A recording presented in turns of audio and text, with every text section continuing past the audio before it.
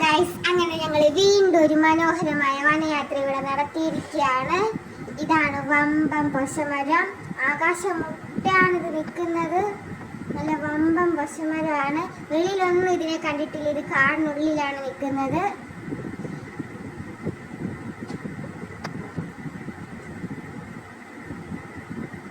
ഇതാണ് ചന്ദനമരം. നല്ല മണമാണ് ഇതിന്. ചന്ദനം. നമുക്ക് കാടിനുള്ളിലേക്ക് പോവാം. നമ്മൾ ഇതിലേക്കൂടെ നടന്ന് കാടിനുള്ളിലേക്ക് പോവാണ്. ഉള്ളിലോട്ട് പോകുമ്പോൾ ഇവിടെ ഒരു വൻ പാറക്കെട്ടാണ്. ഇവിടെ ഇപ്പോൾ ഒരു ആനശല്യം ഉള്ളതാണ്. ഇവിടെ എല്ലാം ആനപ്പിണ്ടം കിടപ്പുണ്ട്. അങ്ങനെ നമ്മൾ പാറയുടെ താഴെ വശത്ത് വന്നപ്പോൾ ഇവിടെ ഒരു വമ്പൻ മരമുണ്ട് ഗൈസ്. നേരത്തെ കണ്ട പൊശമരം പോലത്തെ.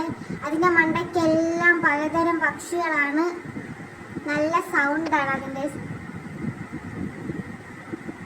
ഇതിനുള്ളിൽ ഒരുപാട് പേർക്ക് നിൽക്കാം. മഴ സമയത്ത് മഴ നനയാതെ നിൽക്കാൻ പറ്റുന്ന ഒരു വമ്പൻ മരമാണ്. ഇത് ആകാശം മുട്ടയാണ് നിൽക്കുന്നത്. ഇനി നമുക്ക് അതിനോട് ചേർന്നുള്ള ഒരു അരുവിയിലേക്ക് പോവാം.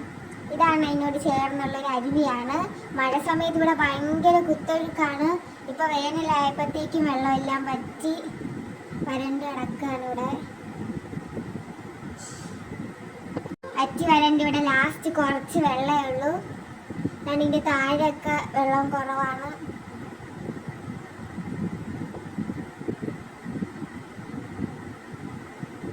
വെള്ളം പറ്റിയപ്പോഴത്തേക്ക് ഇവിടെ എല്ലാം നിറച്ച് ഉരുളൻകല്ലുകൾ കാണാം.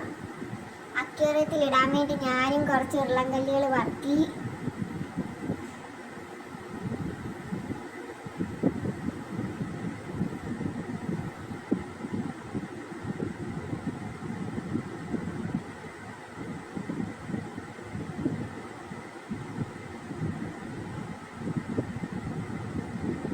നല്ല ഉരുണ്ട കല്ല് നോക്കി ഞാൻ വറുക്കുകയാണ് അക്വേറിയത്തിൽ ഇടാൻ വേണ്ടി.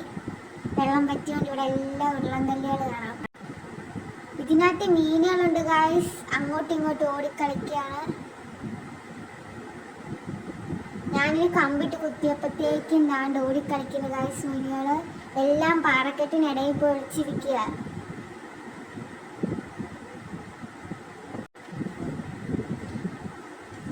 അപ്പോഴാണ് നമ്മൾ മഞ്ഞ ചിത്രശലഭങ്ങൾ പറക്കുന്നത് കണ്ടത്. നല്ല ഭംഗിയുണ്ട്. ഒരു അരണക്കുഞ്ഞ് നമുക്ക് പോസ് ചെയ്തിട്ടുണ്ട്. ബാക്കി ഭാഗങ്ങൾ അടുത്ത വീഡിയോയിൽ.